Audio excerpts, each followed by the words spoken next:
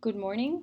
We're here to talk today for the next 60 minutes in this slideshow about fatigue as a chief complaint in the naturopathic practice. This presentation is part of the curriculum of the Alternative Medicine College of Canada. And today we will be talking about when clients come to the naturopathic practice with a symptom of fatigue. We will be discussing this today in order to contextualize the theory that is presented in the following courses: F122, F131, F142, and F214.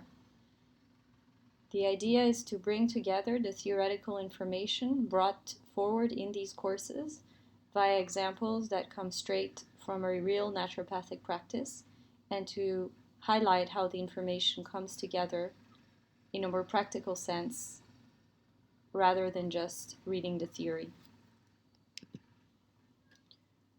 We'll be talking about fatigue because it is one of the most important symptoms that clients will present with in the naturopathic practice.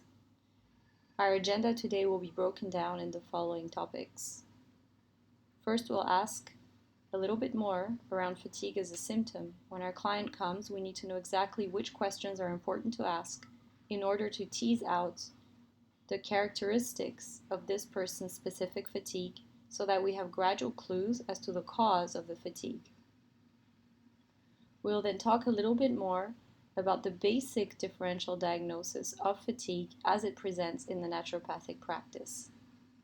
We'll move on to the commonly seen lab tests that help us confirm the etiology of fatigue, and finally move on to the treatment plan from a naturopathic perspective, meaning using diet, stress and sleep management, various nutritional aids, and detox interventions, and we'll discuss the various pitfalls and obstacles that can come in the middle of our treatment plan and how to resolve them. One of the most important aspects of being a naturopath is our ability to ask questions. For this reason, during the first visit, it is very important to be an active and open listener to what the client needs to tell us so we can understand the full story from the client's perspective. We want to establish a friendly rapport so that the person feels comfortable to open up to us, and they will oftentimes share a lot of information that they do not share with their conventional practitioner.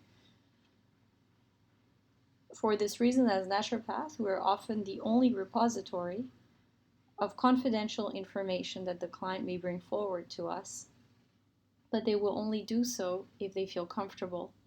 It is important to us that the client feels comfortable and opens up because the treatment plan that we will go towards is based on what we feel is the cause of their symptom, and the cause of their symptom, they will actually tell us if we're able to ask them the right questions. So the answers often already lie in the answers that the client provides to us. As a new practitioner, it can sometimes be difficult to know exactly which questions to ask for what symptom. So we will spend a little bit of time discussing what are some of the questions that are important to ask. Generally speaking, we are looking for general information around the fatigue. For example, for how long has it been going on? This is obviously very important because the longer a symptom has been around, the more entrenched it is, and that tells us a little bit about the depth of our treatment plan, the prognosis, and the time that it will take for things to improve. As a general rule, we say that for every year that the symptom has been around, naturopathically, it will take roughly 1 month to treat. So if the person has had symptoms of fatigue for 5 years, we can plan of about half a year before symptoms will sustainably improve.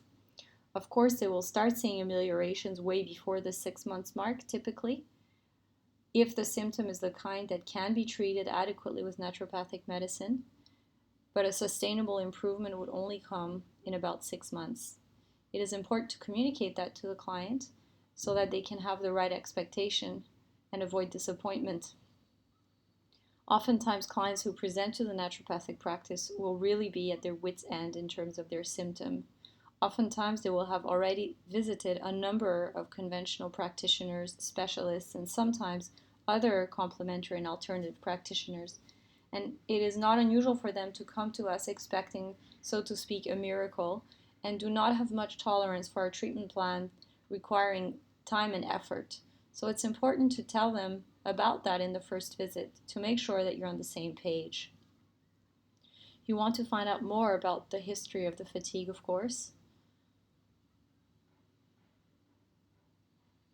and whether there is a specific pattern to it. So, for example, if a woman tells you that the fatigue comes around their period, then this will lead to more of an inquiry around the woman's menses, and you may find out that her menses are extremely abundant, and through the loss of blood, she's actually in a situation of iron deficiency anemia.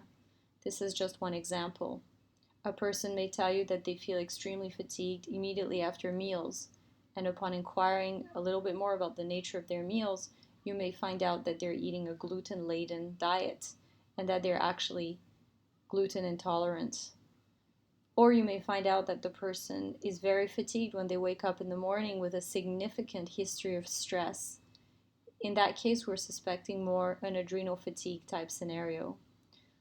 So the duration and the pattern of the fatigue is quite revealing. Many clients will have already found out what makes them better or worse. So it's important to inquire about that. Again, if they feel better when they're on holidays, you might suspect more of an adrenal fatigue. If they feel better in the times that they may have changed their diet, it's more likely to be a food intolerance. Sometimes there are associated symptoms, so it may be a female's menstrual cycle. It may be a person that started gaining weight at the same time or having digestive upsets, in which case we start maybe thinking more about the thyroid. And sometimes it is good to go in the mental emotional realm if we feel like it's an important part of what's going on with this client. Some people, when they're fatigued, they become extremely depressed, or maybe they're getting very irritable, in particular with their loved ones. And we do have the tools naturopathically to help people deal with some of their emotional symptoms as well, or to give them an adequate referral, perhaps to a counselor or psychotherapist, if we feel like this is becoming problematic for the fatigue client, which it oftentimes will be. So our job as holistic practitioners is not only to ask about physical symptoms, but also about asking about the mind and the mental emotional realm. Once we have asked most things about fatigue, which we covered in the previous slide, it is time to zoom out, so to speak, to find out more and understand more about the context of the chief complaints. And this is something that we can do for any chief complaint. Today we're focusing on fatigue, but for virtually any client walking into our office, we first start with the chief complaint because that is their expectation and because it can help steer you somewhat towards the right questions to ask about the context. The context means everything else that is going on with a fatigued client. What is their diet like, their exercise routine, their stress levels, their personal history in terms of their health and their families, and of course whether they are taking any particular medications, prescription or not, and supplements. When talking about fatigue, these are some specific queries that may be of importance. So when speaking of fatigue, just like with any other client, you want to find out more about the description of their daily meals. But some items that pertain specifically to fatigue would be how heavy is their gluten consumption. If they're having a lot of wheat products, pasta, bread, they may be gluten intolerant and therefore fatigued for this reason. You may want to find out more about how much protein they're eating. Many people on the so-called standard American diets, which is low in micronutrients, will not be eating enough protein and will have refined starch for most of their meals. So sometimes you need to have them increase their protein intake in order to boost their energy levels. This is also very relevant for our vegetarian and vegan clients for whom getting enough protein in their diet may be a challenge. If you have a person who tells you that they do not like red meat or have been avoiding red meat for a long time, then you start suspecting an iron deficiency or a B12 deficiency kind of situation. Those two nutrients can create anemia and significantly contribute to fatigue. Of course, in the fatigue client, their intake of caffeine and coffee in general is very important. Sometimes it can make it a little bit more difficult to treat them if they have developed an active and intense caffeine addiction due to their many years of fatigue. And you may need them to educate them about that and have them gradually reduce their caffeine while we hopefully get them to improve their energy in more healthy manners. It is, of course, always important to know what your client is taking in terms of supplements and medication, but some of the items that are particularly important in terms of medications that can affect a person's energy levels are beta blockers, which are typically prescribed in clients with cardiovascular disease who have had a history of heart attack or who have blood pressure issues. And of course, antidepressants like Lexapro, Prozac, or anxiolytics like Xanax, all of which can create fatigue in the client. It may be important to have that conversation with your client that if you feel like the fatigue has come once they were prescribed these medications, it can be that the fatigue is a side effect, in which case they may need to work with their prescribing doctor to change brands, reduce dosage, and so on, so that the side effect may lift. Make sure to ask them about birth control pill and painkillers because many people do not consider those as medicines and may not tell you about those unless specifically asked. Some supplements can also create fatigue, in particular some sedative herbs like valerian or too much magnesium, for instance, although this is very rare. Generally speaking, we always want to find out about hospitalizations and accidents. Some clients will tell you that they feel extremely fatigued since they've been hospitalized, let's say for a bout of pneumonia, for instance, or after they've been hospitalized for a C-section. As a general rule, if a person has felt fatigued since an intervention or hospitalization, we are generally suspecting adrenal fatigue as a cause for their fatigue, which we'll talk about in a bit. In terms of lifestyle, obviously very important elements when it comes to fatigue is finding out about their stress history. In the urban world in particular, people tend to be extremely stressed out, and long periods of prolonged stress will induce adrenal fatigue in most people, can also make the bed for the development of food intolerances, which can then lead to fatigue. A strong period of grief, going through a divorce, loss of a loved one, that can create a low thyroid function and Hashimoto's thyroiditis in a lot of women in particular. And of course, if a person is tired, you need to find out about their sleep.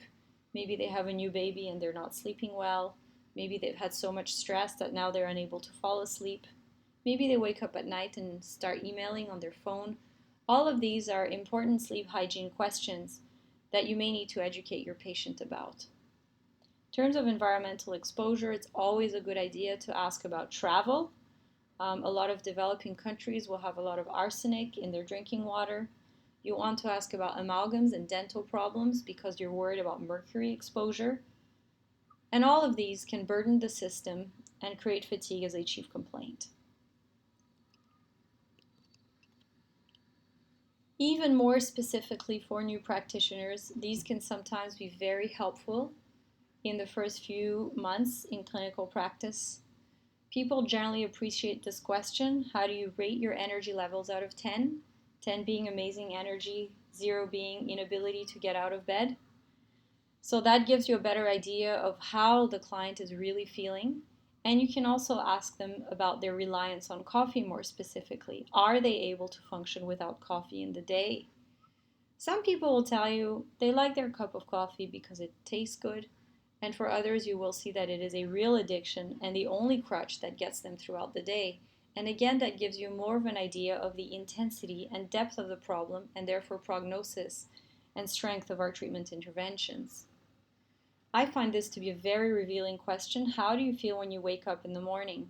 A lot of people with chronic fatigue type pictures will tell you that they can sleep 10 or 12 hours and still wake up exhausted as if run over by a truck. This is something I hear a lot in private practice.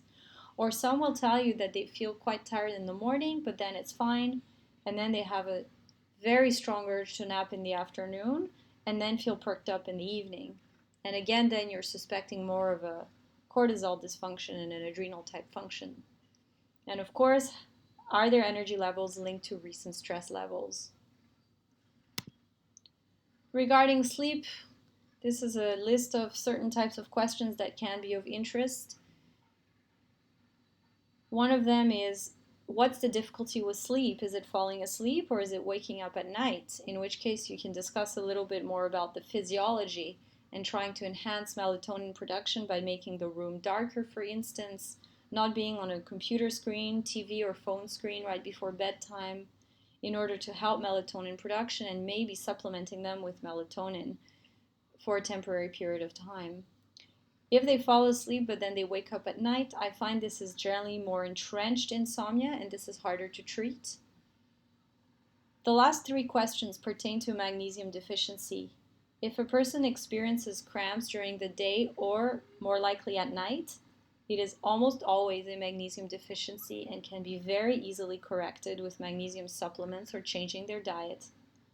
If they tell you that they can't sleep but they feel like it's very light, or that they're experiencing such vivid dreams, like that it feels that they haven't slept, all of these are symptoms of magnesium deficiency and would call for supplementing them. Magnesium deficiency is almost always the result of too much stress or a long period without sleep.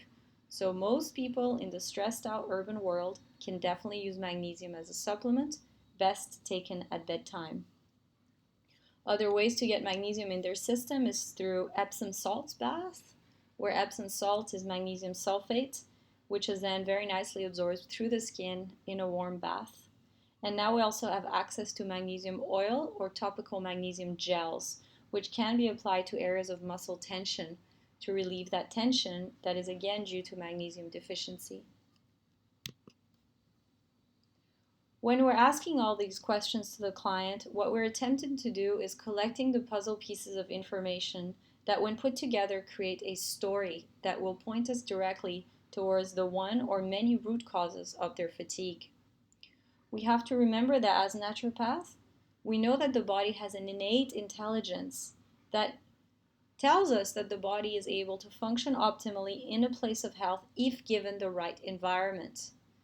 This implies that the person is feeling fatigued or presenting with any other health symptom because they are not giving their body the right environment that their own body, right now specifically needs. And this environment can change over time as the person ages, as the person's stress levels vary, depending on the person's genetics and family history, belief systems. So when we're asking our questions, we're constantly asking ourselves, what is not right about this person's environment? Or in other words, what are the obstacles to cure? And as the puzzle is coming together, we are then able to establish in our minds a list, the differential diagnosis for fatigue, which also means what are the potential causes for fatigue in the naturopathic practice. In this presentation, I will be talking about the most common and likely causes of fatigue, but fatigue can also be a symptom of a number of much more obscure ailments, congenital diseases, chronic diseases, cancer, which we'll not discuss in this presentation. So these are really the ones that we're most likely to see in private practice. One of the most common causes of fatigue, especially in women, is anemia. If a person tells you that they're feeling breathless on exercise, this can be a sign, of course, of a cardiovascular problem, but if it is generally a young person that used to be fine with exercise and now they're breathless going up a flight of stairs, if they look a little bit pale, or if it is a woman talking about very heavy, abundant periods, then you might suspect a situation of anemia. If the person, again, typically female, have told you that they've gained weight or that their weight has suddenly become more stubborn, that their mood is now a little bit lower, that they're experiencing dry skin, and that their constipation is now worse. They sometimes will also have hair loss or thinning on the lateral part of the eyebrows. Then we're thinking more low thyroid function. This is usually the result of a food intolerance or after a significant period of stress and sadness. Symptoms of stress, which point us more to adrenal fatigue, would be insomnia, a cyclical pattern where they feel alert in the evening, exhausted in the morning and in the afternoon. The symptoms of magnesium deficiency we talked about earlier, or a tendency to recurrent infections like recurrent colds and flus, for instance, recurrent urinary tract infections. All of these would make us suspect adrenal fatigue. Although bear in mind that frequent respiratory or other infections can also be one of the many symptoms of celiac disease, which is a genetic predisposition to a severe intolerance to gluten, for which we need to do blood tests. Finally, if the person tells you more that they have a lot of gluten in their diet, or perhaps that their protein intake is very low, then we suspect more an inadequate diet as the root cause of their fatigue. Now, most people will not present with all of these symptoms for each diagnosis, but it is more a general picture that will be emerging. Remember, this is biology, not robotics. Every body is a little bit different. So even if a person is not pale, but they tell you that they're feeling very breathless, then you can suspect anemia. Or maybe a person just has a weight problem and fatigue, but they don't have depression, constipation, of dry skin.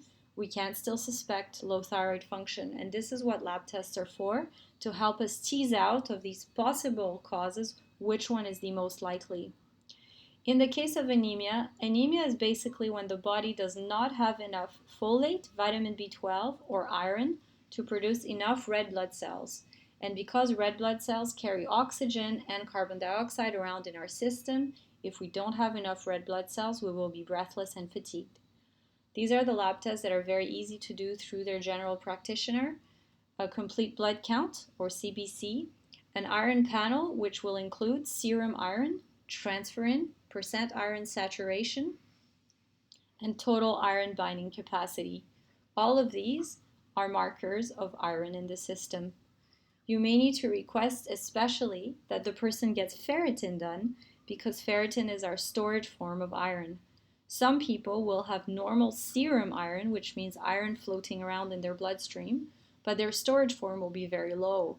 And for many women, unless their ferritin is around 40 or above, even with normal serum iron, they will feel tired, and we will need to raise these iron levels, perhaps with a supplement. Vitamin B12 deficiency is usually in our vegetarians, and serum folate is rare for it to be low, and generally it will be with people who present with a mutation called MTHFR, which stands for methyl tetrahydrofolate reductase, an enzyme that allows us to use and activate folate in the body. We can do a very simple blood test to figure out if the person carries this mutation or not, and if they do, they may need to be on a folate supplement on a long-term basis. To test thyroid function, we are looking at serum TSH, which is thyroid stimulating hormone, as well as free T3 and free T4. In the context of low thyroid, you would see low free T4 or low free T3 and high TSH. So sometimes the person's T3 and T4 are normal, so their GP will say that they're fine.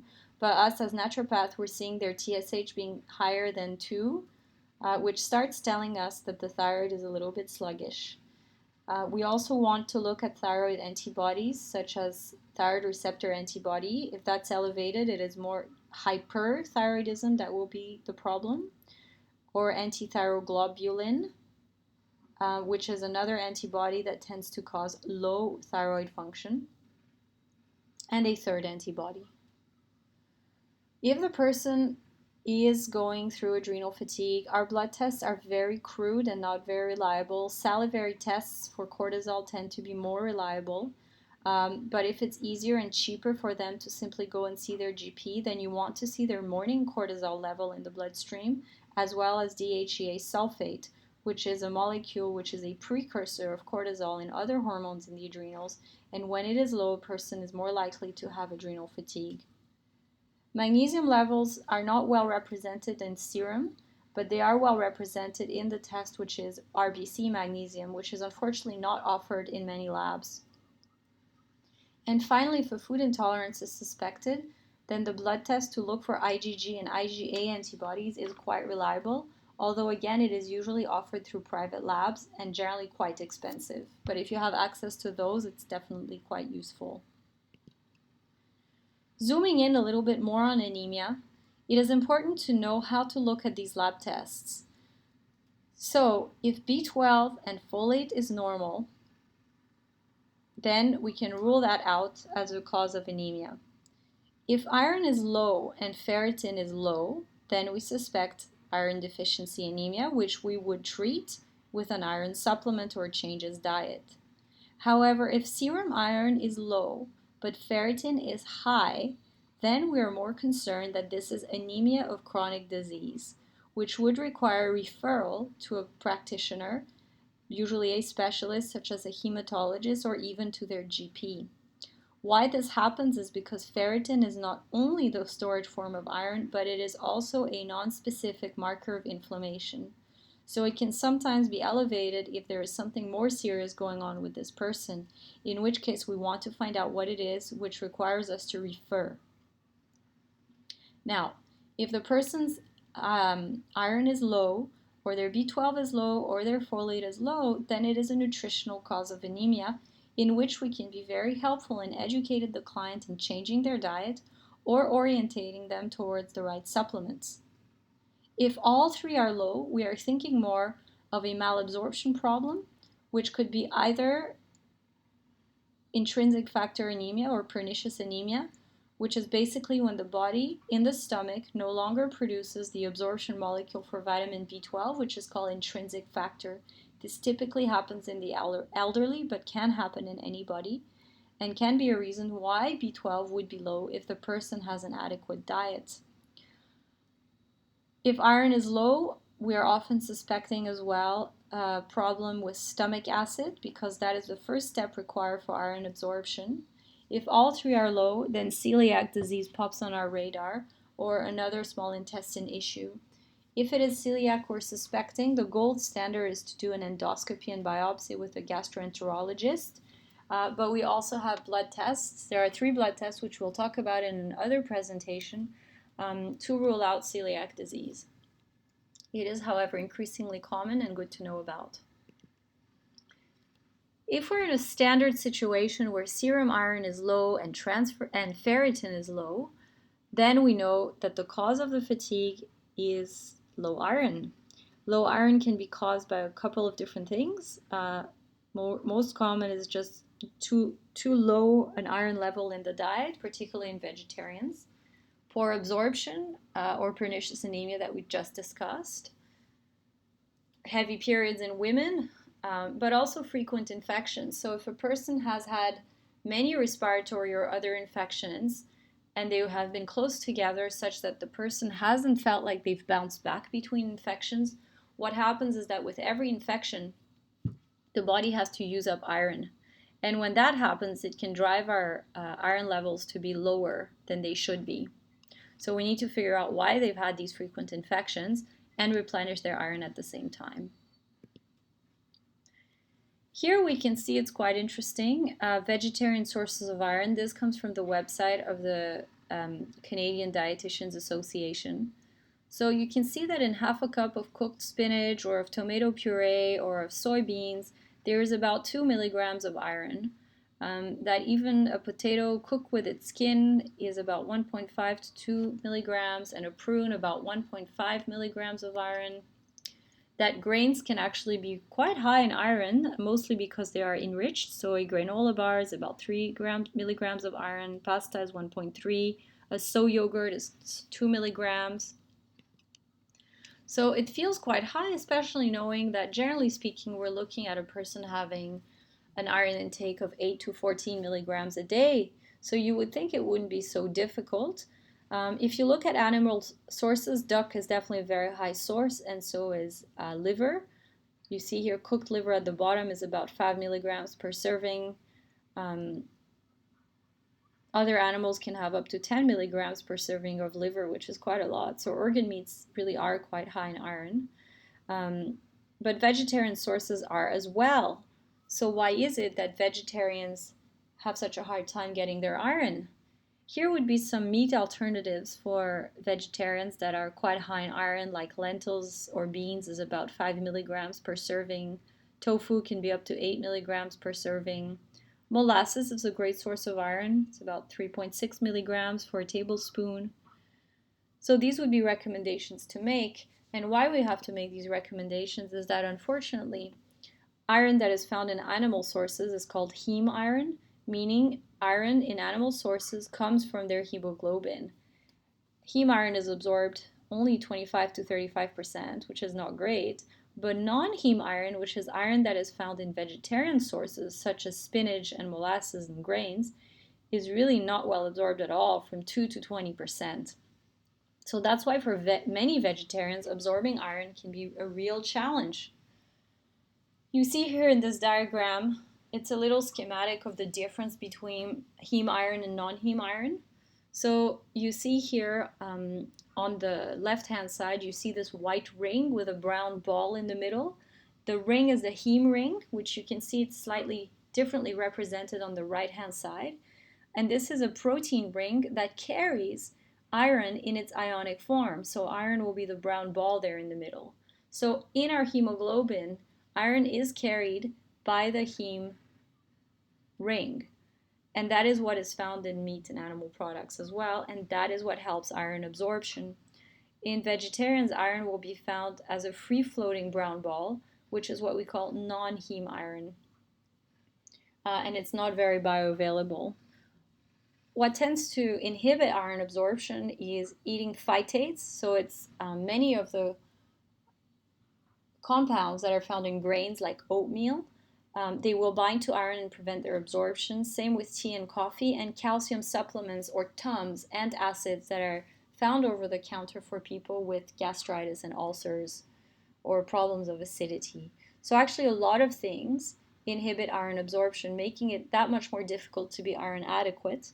But what helps with iron absorption is eating the iron with anything acidic like a vitamin C capsule, or tomato sauce, or a little bit of citrus juice, because that alters the ionic charge of the iron and just makes it easier to absorb.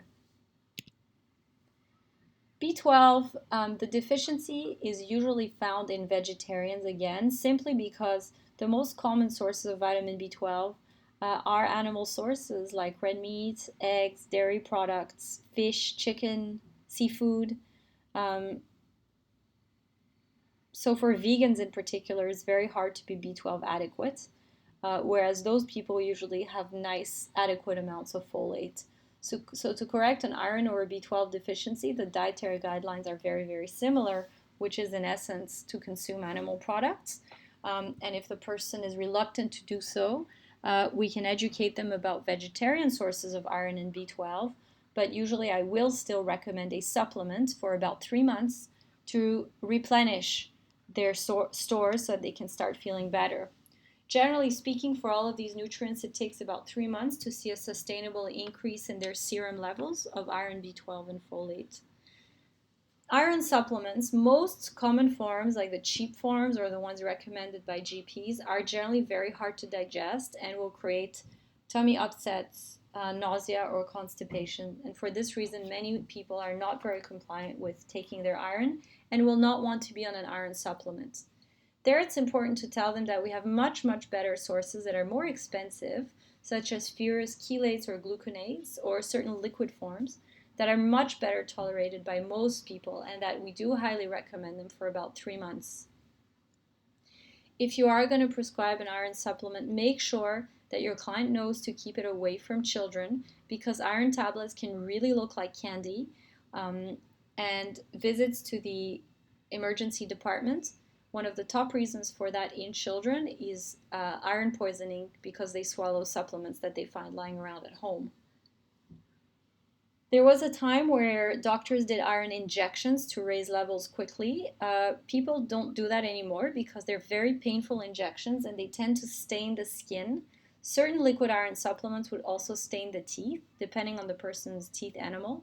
So instead, if we have, for example, a pregnant woman, in pregnancy it is very easy to have iron deficiency anemia because of the baby's increased needs for iron. And you want a woman to be iron adequate before labor and delivery, should there be a significant loss of blood, like through hemorrhage in delivery, but also because the mom is going to breastfeed, you want her breast milk to be iron adequate for the baby. So iron infusion will oftentimes be recommended for pregnant women to raise their iron levels quickly, and that's essentially IV iron. It's expensive, but usually well tolerated. For vitamin B12, it is important to get the good supplement, which is called methylcobalamin, and not the cheap one, which is called cyanocobalamin, because methylcobalamin is very well absorbed 1,000 micrograms a day is an adequate amount for a supplement. Or if the person is very depleted and needs to feel better quick, you can also have them get a B12 injection with their GP. If you are going to supplement folate, to correct a folate situation, a low folate situation, it is best to just really counsel your client on eating more green vegetables because most people with folate deficiency just have a very poor diet. Unless the person has MTHFR, in which case you may want to supplement with folate, but you don't want to supplement with folic acid. You want to use 5-methyl tetrahydrofolate, which is activated folate. It will be much more useful for their bodies. And that is particularly important with women trying to conceive or pregnant women, because the baby's nervous system really requires folate for its nervous system development and self-division. You want to recommend at least 400 micrograms daily. If the woman has gone to their gynecologist and obtained a folic acid recommendation, it is usually folic acid and not tetrahydrofolate. So you want to educate your client about that and switch them to a superior folate supplement.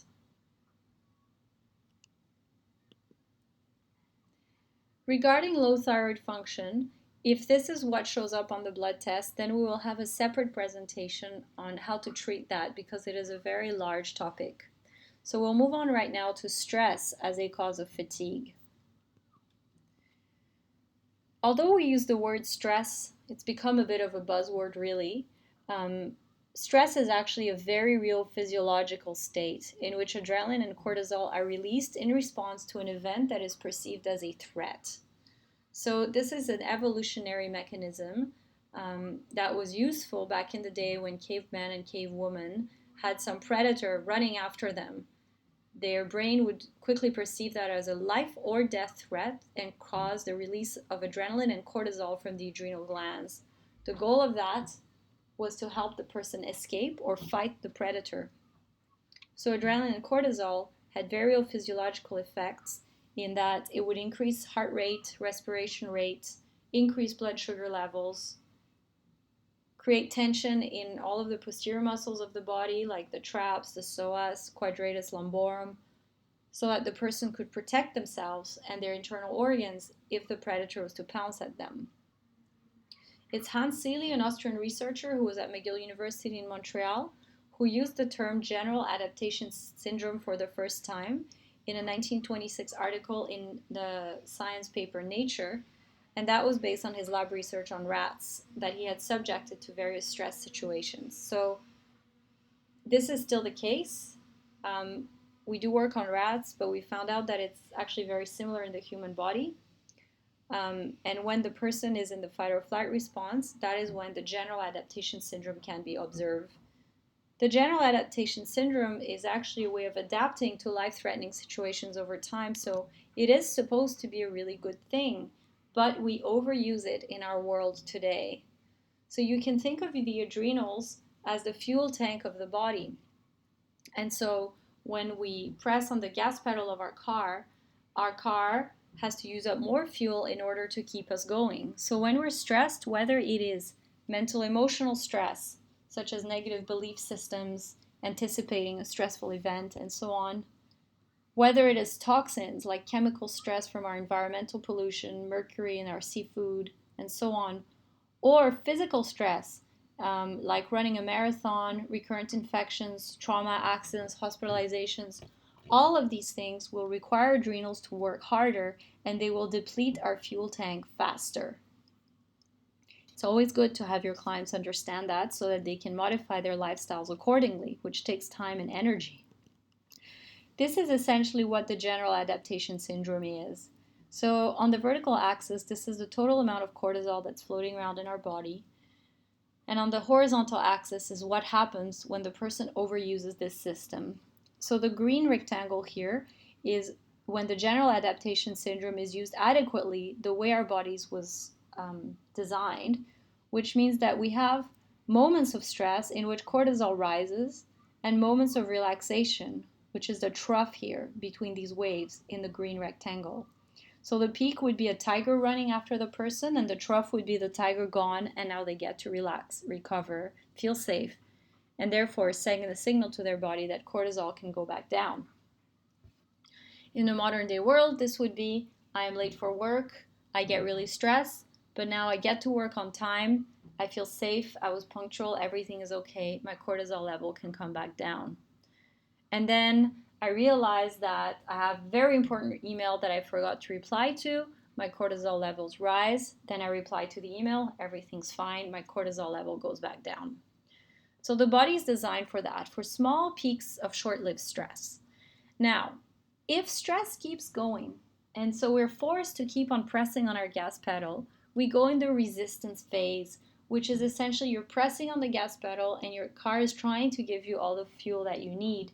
So you have sustained high levels of cortisol, and this can keep going for a very long time depending on your genetics. A lot of people, when they're in the resistance phase, they still feel okay and don't really have overt symptoms. But if stress keeps going, if they don't change anything to change their perspective on their stress or to change something about their work and lifestyle and keep on overusing that gas pedal, gradually the adrenals cannot keep on giving you the cortisol you need.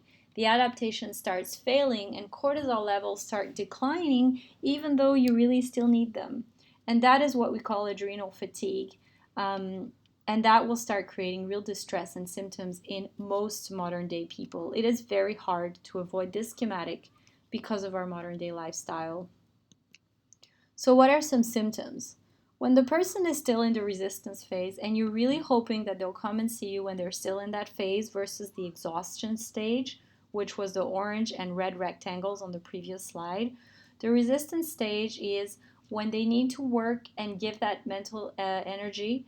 They're fine, but the moment nothing's happening, like they're in front of TV or being driven around in a car, they're extremely sleepy and could fall asleep anytime. Basically, the body takes every opportunity to recover. They can also feel wired, meaning that adrenaline feeling, but they know they're tired, so they feel tired, but that it would be very difficult for them to fall asleep. Generally speaking, they feel unrefreshed in the morning. Depending on their genetics, they might feel very irritable. Usually sleep becomes difficult because cortisol will start being produced in inadequate spurts at night. So normally, because at night we have melatonin, it prevents cortisol release. But if the adrenals are becoming exhausted, there can be cortisol spurts at night which will wake them up or make their sleep more interrupted. And also because with adrenal fatigue comes magnesium deficiency and poor sleep. And they may start getting frequent infections. Once they become exhausted, they notice it because just exercising a little bit requires them to take a nap afterwards or a whole day to recover. They may start feeling depressed, having anxiety or panic attacks. If it gets bad enough, they have this feeling that when they get up, they feel dizzy for a moment. That's called postural hypotension. And that happens because the adrenals also produce aldosterone, which is the hormone that allows us to regulate our blood pressure with posture changes. Because cortisol is produced in the adrenals where DHEA is also produced and pregnenolone, these are hormones that normally, when we're not stressed, get shunted to the ovaries where progesterone is produced. In times of stress, instead of being shunted towards progesterone, they will be used to make more cortisol, and that will lead to symptoms of PMS or menstrual irregularities in women. On a blood test, you may see low cortisol or low DHEA. But if you can get a salivary test, that's even better. If the adrenals are fatigued, the person really needs to make certain lifestyle changes. They need to quit their job, find something less stressful, maybe join a meditation class to get some perspective on their stress levels and the importance of what's going on in their lives. But these are some basic supplements that are vital. The best form of magnesium to help with sleep in the adrenals is magnesium glycinate because it gets converted to magnesium and glycine, which is a calming neurotransmitter that helps with sleep. 200 to 500 milligrams at bedtime. You can adjust the dosage if they feel a bit groggy in the morning. Vitamin B5 or pantothenic acid or vitamin C, both of those you can use varying dosages and see how the person's feeling. I would dose those in the morning. Watch out because if you go too high with vitamin C, it may have a mild laxative effect. Usually it takes 5 grams or more to get there. You want the person to really manage and maintain their blood sugar levels, and you can do that by having them small, frequent meals that include protein and fat, but especially protein in the day. Because when the adrenals are fatigued, it becomes harder to control blood sugar levels. So these people will have cravings for sugar or caffeine, and eating those will make it even harder for the adrenals to recover. And you want them to have lots of greens to try and up their magnesium somewhat in their diet. Finally, our last section will be about eating an inadequate diet as a cause for fatigue. So for those, you want to run a food intolerance test if you suspect a gluten intolerance, but also watch their protein intake. So for many people, either because they're vegetarian or because they just have a standard modern day diet, they will not be having enough protein in their day. Enough protein is about 0.8 grams to 1 gram of kilogram of body weight. So if you weigh 50 kilos, you want to eat about 40 to 50 grams a day, which is generally speaking a palm size serving of protein. So it could be a palm size, or we call it deck of cards, serving of chicken, beef, lamb, fish, or a vegetarian source of protein like lentils, beef, soy-based product. It needs to be organic soy because non-organic soy is genetically modified typically. So you want to counsel them on that, and that is usually fairly easy to turn around if they have understood the message. I sometimes recommend certain non-whey based protein powders to help them at the beginning, and they can put that in a smoothie. Sometimes just doing that makes a huge difference in their energy levels. The other very, very common cause for fatigue is gluten overload in their diets, and then they basically feel like this little puppy after a gluten-laden meal.